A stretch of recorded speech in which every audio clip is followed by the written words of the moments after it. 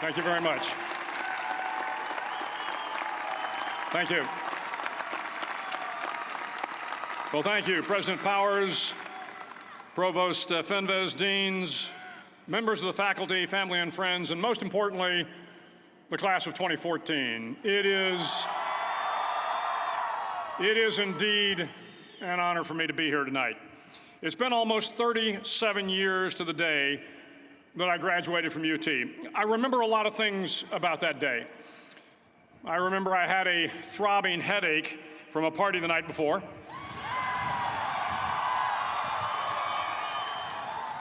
I remember I had a serious girlfriend, who I later married. That's important to remember, by the way. And I remember I was getting commissioned in the Navy that day. But of all the things I remember, I don't have a clue who the commencement speaker was, and I certainly don't remember anything they said. So acknowledging that fact, if I can't make this commencement speech memorable, I will at least try to make it short. So the university's slogan is, "What starts here changes the world." Well, I've got to admit, I kind of like it. What starts here changes the world. Tonight, there are almost 8,000 students, or there are more than 8,000 students, graduated from UT. So that great paragon of analytical rigor, Ask.com, says that the average American will meet 10,000 people in their lifetime. 10,000 people, that's a lot of folks. But if every one of you changed the lives of just 10 people, and each one of those people changed the lives of another 10 people, and another 10, then in 5 generations, 125 years, the class of 2014 will have changed the lives of 800 million people. 800 million people. Think about it. Over twice the population of the United States. Go one more generation, and you can change the entire population of the world, 8 billion people. If you think it's hard to change the lives of 10 people, change their lives forever, you're wrong. I saw it happen every day in Iraq and Afghanistan. A young Army officer makes a decision to go left instead of right down a road in Baghdad, and the 10 soldiers with him are saved from a close-in ambush.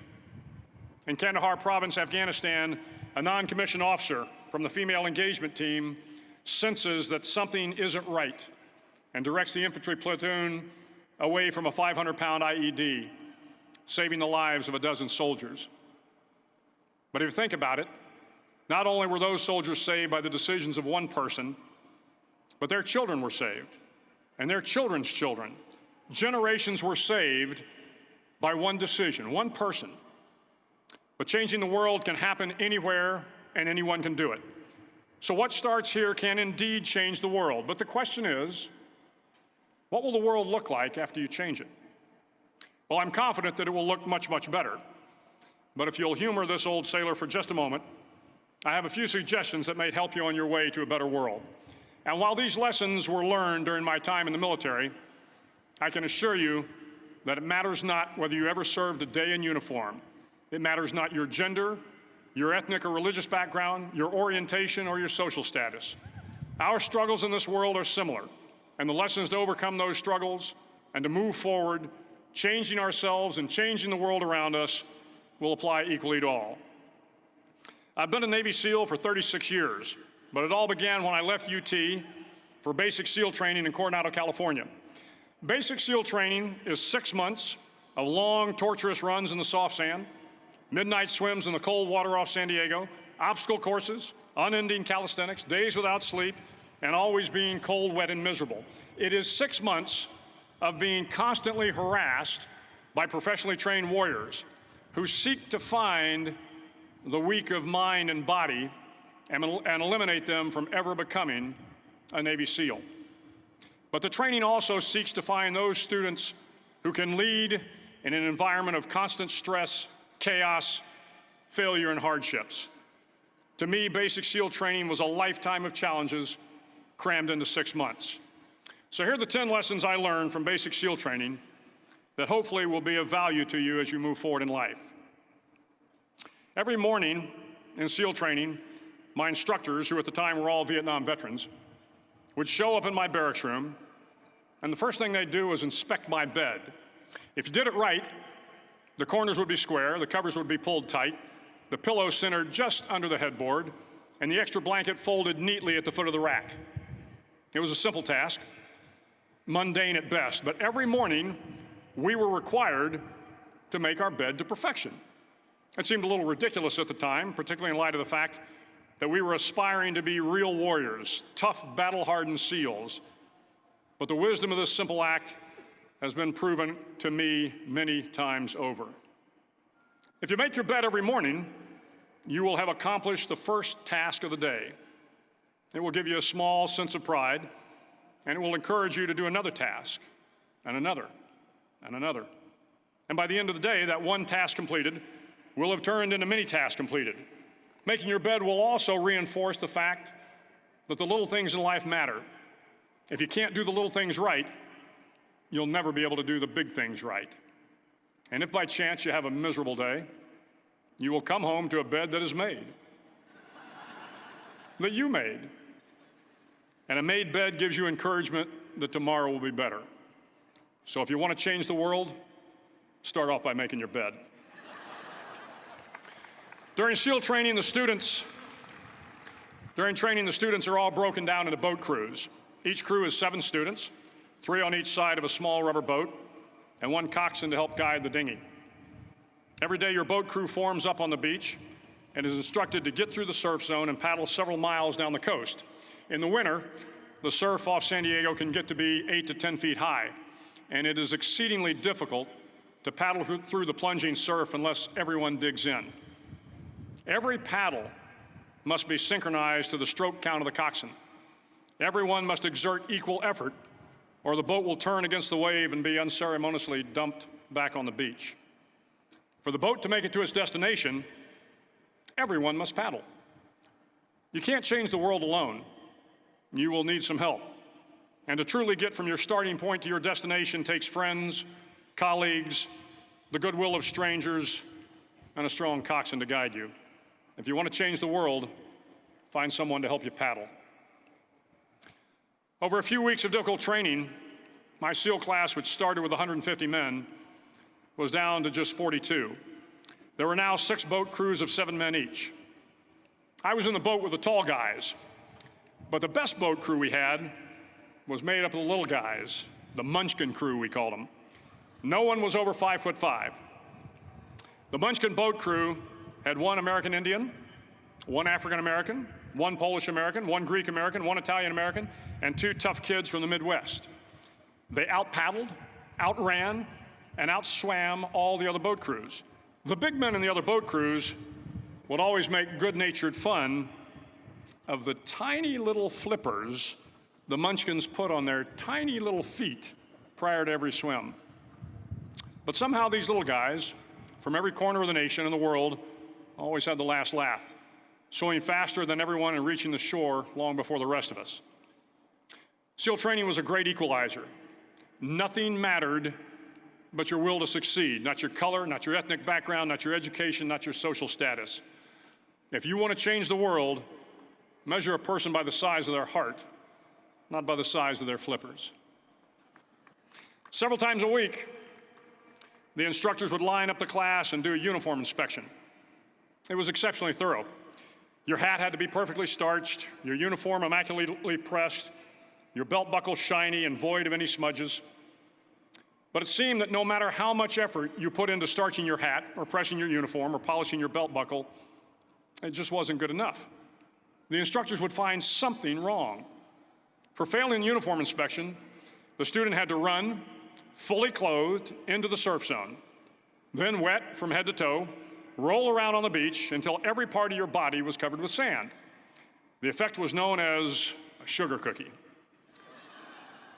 You stayed in the uniform the rest of the day, cold, wet, and sandy.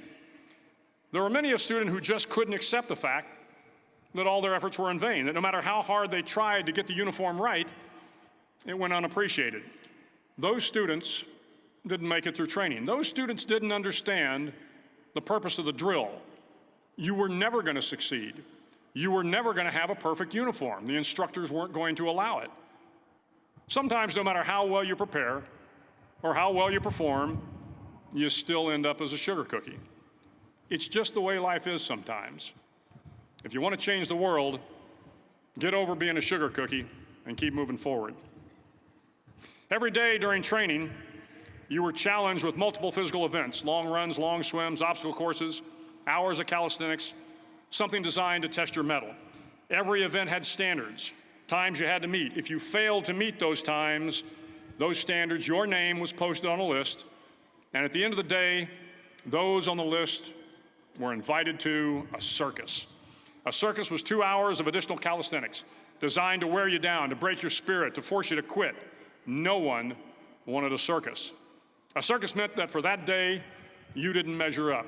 A circus meant more fatigue, and more fatigue meant that the following day would be more difficult, and more circuses were likely. But at some time during SEAL training, everyone made the circus list. But an interesting thing happened to those who were constantly on the list. Over time, those students who did 2 hours of extra calisthenics got stronger and stronger. The pain of the circuses built inner strength and physical resiliency. Life is filled with circuses. You will fail. You will likely fail often. It will be painful. It will be discouraging. At times, it will test you to your very core. But if you want to change the world, don't be afraid of the circuses. At least twice a week, the trainees were required to run the obstacle course. The obstacle course contained 25 obstacles, including a 10-foot wall, a 30-foot cargo net, a barbed wire crawl, to name a few. But the most challenging obstacle was the slide for life. It had a 3-level, 30-foot tower at one end and a 1-level tower at the other. In between was a 200-foot-long rope. You had to climb the 3-tiered tower, and once at the top, you grabbed the rope, swung underneath the rope, and pulled yourself hand over hand until you got to the other end. The record for the obstacle course had stood for years when my class began in 1977. The record seemed unbeatable until one day a student decided to go down the slide for life head first. Instead of swinging his body underneath the rope and inching his way down, he bravely mounted the top of the rope and thrust himself forward. It was a dangerous move, seemingly foolish and fraught with risk. Failure could mean injury and being dropped from the course. Without hesitation, the student slid down the rope perilously fast. Instead of several minutes, it only took him half that time. And by the end of the course, he had broken the record. If you want to change the world, sometimes you have to slide down the obstacles head first. During the land warfare phase of training, the students are flown out to San Clemente Island, which lies off the coast of San Diego. The waters off San Clemente are a breeding ground for the great white sharks. To pass SEAL training, there are a series of long swims that must be completed. One is the night swim. Before the swim, the instructors joyfully brief the students on all the species of sharks that inhabit the waters off San Clemente. They assure you, however, that no student has ever been eaten by a shark, at least not that they can remember. But you are also taught that if a shark begins to circle your position, stand your ground. Do not swim away.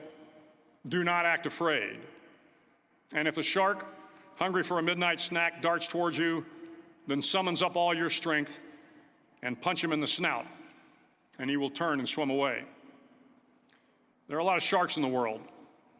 If you hope to complete the swim, you will have to deal with them. So if you want to change the world, don't back down from the sharks. As Navy SEALs, one of our jobs is to conduct underwater attacks against enemy shipping. We practice this technique extensively during training. The ship attack mission is where a pair of SEAL divers is dropped off outside an enemy harbor and then swims well over 2 miles underwater, using nothing but a depth gauge and a compass to get to the target. During the entire swim, even well below the surface, there is some light that comes through. It is comforting to know that there is open water above you. But as you approach the ship, which is tied to a pier, the light begins to fade. The steel structure of the ship blocks the moonlight. It blocks the surrounding street lamps. It blocks all ambient light. To be successful in your mission, you have to swim under the ship and find the keel, the center line, and the deepest part of the ship. This is your objective. But the keel is also the darkest part of the ship, where you cannot see your hand in front of your face, where the noise from the ship's machinery is deafening, and where it gets to be easily disoriented, and you can fail. Every SEAL knows that under the keel, at that darkest moment of the mission, is a time when you need to be calm, when you must be calm, when you must be composed, when all your tactical skills, your physical power, and your inner strength must be brought to bear. If you want to change the world, you must be your very best in the darkest moments. The 9th week of training is referred to as Hell Week. It is 6 days of no sleep, constant physical and mental harassment, and one special day at the Mud Flats. The Mud Flats are an area between San Diego and Tijuana where the water runs off and creates the Tijuana Sloughs, a swampy patch of terrain where the mud will engulf you. It is on Wednesday of Hell Week that you paddle down to the Mud Flats and spend the next 15 hours trying to survive this freezing cold, the howling wind, and the incessant pressure to quit from the instructors. As the sun began to set that Wednesday evening, my training class, having committed some egregious infraction of the rules, was ordered into the mud. The mud consumed each man till there was nothing visible but our heads. The instructors told us we could leave the mud if only 5 men would quit. Only 5 men, just 5 men, and we could get out of the oppressive cold. Looking around the mud flat, it was apparent that some students were about to give up. It was still over 8 hours till the sun came up. 8 more hours of bone-chilling cold. The chattering teeth and the shivering moans of the trainees were so loud, it was hard to hear anything. And then one voice began to echo through the night. One voice raised in song. The song was terribly out of tune, but sung with great enthusiasm. One voice became 2, and 2 became 3, and before long, everyone in the class was singing. The instructors threatened us with more time in the mud if we kept up the singing, but the singing persisted. And somehow the mud seemed a little warmer, and the wind a little tamer, and the dawn not so far away. If I have learned anything in my time traveling the world, it is the power of hope. The power of one person, a Washington, a Lincoln, King, Mandela, and even a young girl from Pakistan, Malala. One person can change the world by giving people hope.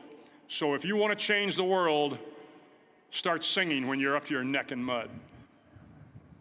Finally, in SEAL training, there's a bell. A brass bell that hangs in the center of the compound for all the students to see. All you have to do to quit is ring the bell. Ring the bell, and you no longer have to wake up at 5 o'clock. Ring the bell, and you no longer have to be in the freezing cold swims. Ring the bell, and you no longer have to do the runs, the obstacle course, the PT, and you no longer have to endure the hardships of training. All you have to do is ring the bell to get out. If you want to change the world, don't ever, ever ring the bell. To the class of 2014, you are moments away from graduating, moments away from beginning your journey through life, moments away from starting to change the world for the better. It will not be easy, but you are the class of 2014, the class that can affect the lives of 800 million people in the next century. Start each day with a task completed. Find someone to help you through life. Respect everyone. Know that life is not fair and that you will fail often. But if you take some risks, step up when the times are the toughest, face down the bullies, lift up the downtrodden, and never, ever give up. If you do these things, the next generation and the generations that follow will live in a world far better than the one we have today. And what started here will indeed have changed the world for the better. Thank you very much. Hook 'em horns.